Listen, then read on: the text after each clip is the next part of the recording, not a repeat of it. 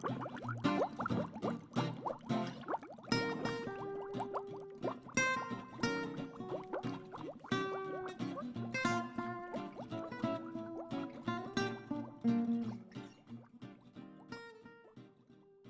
it's Colin here from Colin's Beauty Pages.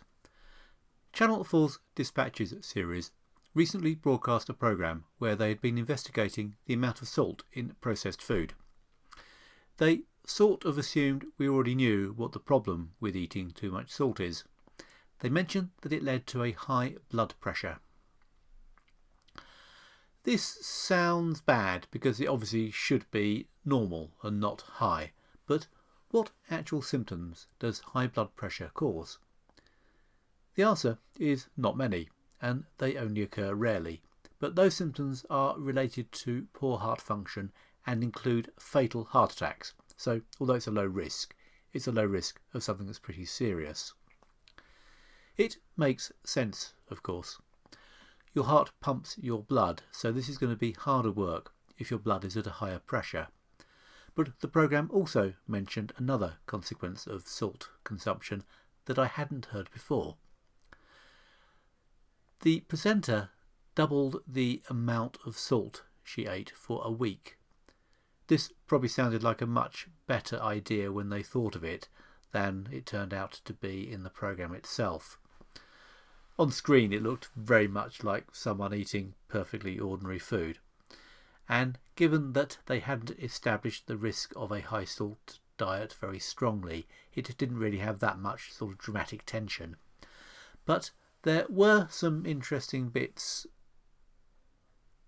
I learnt something that I had never thought to question before. If it says on a label that a product contains 1 gram of salt, how accurate does that value have to be? It turns out that the manufacturers can have up to 20% either side, so it could be 0.8 grams or 1.2 grams. Food is pretty variable stuff, so it's fair enough to give the food makers some leeway, but the Dispatches team went to the trouble of actually taking products off the shelf and testing them for their salt content. Most were within the permitted tolerance, but interestingly, the majority had salt levels that were greater than the label claim. This suggests to me that many food manufacturers do have a higher degree of control over their salt content than the regulations assume, and they are choosing to game the system to make their products look as good as they can.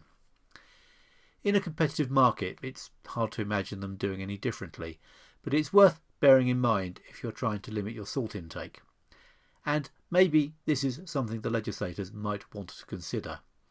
If the manufacturers can add 20% extra salt, that soon mounts up. The recommended daily intake is 6 grams.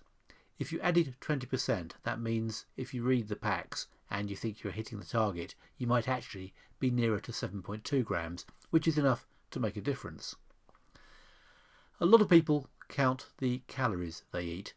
I don't think anywhere near as many track their salt intake as closely, but if you are, you should probably assume the figures on the packs are underestimating by around 5 or 10%. The presenter's experiment with the high salt diet was not particularly good television, as I've said, because it turned out not to greatly affect her life in any obvious way, but there was one thing that was quite intriguing. She instantly put on about 3 kilograms in weight. This was due to water retention. There's nothing particularly mysterious about this. All other things being equal, anything with a higher salt content is going to hold on to more water. This is one of the motives for including so much of it in processed food. It stops it from drying out so quickly. But I was surprised by how big the effect was. The presenter had a telegenic willow-like figure that I estimated must weigh about 65 kilograms, so that was an increase of about 5%. That seemed a lot. I did my own experiment. I didn't dare double my salt intake as a middle-aged male with a distinctly non-television friendly level of body weight. I'm at a way higher risk of a heart attack. Instead, I cut salt out altogether and lost 1 kilogram in 48 hours. This is sadly only a bit over 1% of my body weight, but nonetheless it confirmed that salt could have a rapid and significant effect on body mass. The speed it worked at surprised me, but I suppose it really shouldn't have. Salt dissolves quickly and can get through the whole body quickly, so it makes sense that its effects can be felt more or less straight away. It's a good job I'm not cynical, because it would be a great way to get a noticeable weight reduction over a weekend at a spa, for example. Just eat mainly salad and you're there. I imagine its effects on blood pressure would be equally rapid as well. I dare say this has been studied, but there is so much published on this subject that I couldn't find anything with a quick look through the sort of online search tools. So, to get back to my question, should we be avoiding salt? High blood pressure is not desirable, but it doesn't seem to be that bad on a day-to-day basis if you aren't in a high-risk group for heart disease. But it could be quite bad if combined with strenuous exercise. I'm not qualified to give out medical advice, but here's what I take away from it. I think if I were planning to run a marathon, go to a disco or move house, I'd certainly think it a good idea to avoid salty foods for a day or two in advance. On a more general level, we do eat a lot more salt than we have evolved to.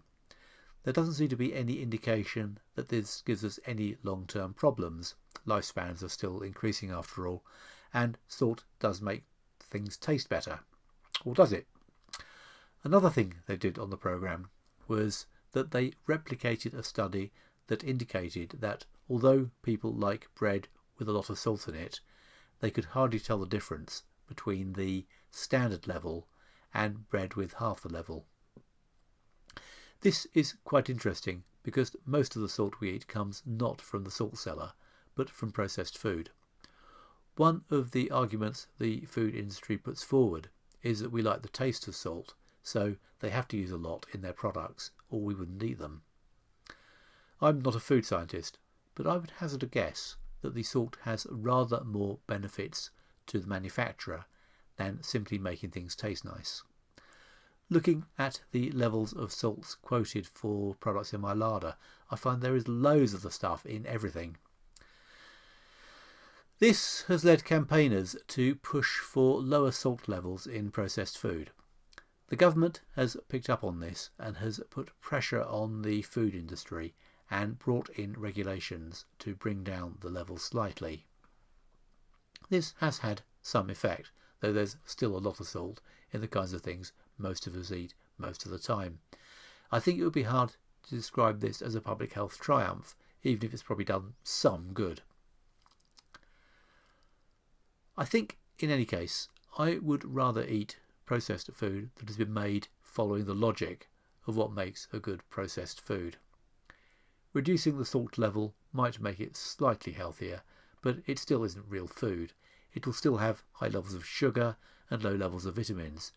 I think it is better to leave processed food as it is and treat it as something only to be eaten when you're short of time. There are times when a tin of baked beans or a burger are just the ticket, but they are not the ideal thing to be eating regularly, even if the salt content was lower. Processed food should be regarded as a food substitute or a rare treat, not as a staple. There's lots more of this sort of thing on my blog, and I hope you can join me there. In the meantime, thanks for listening.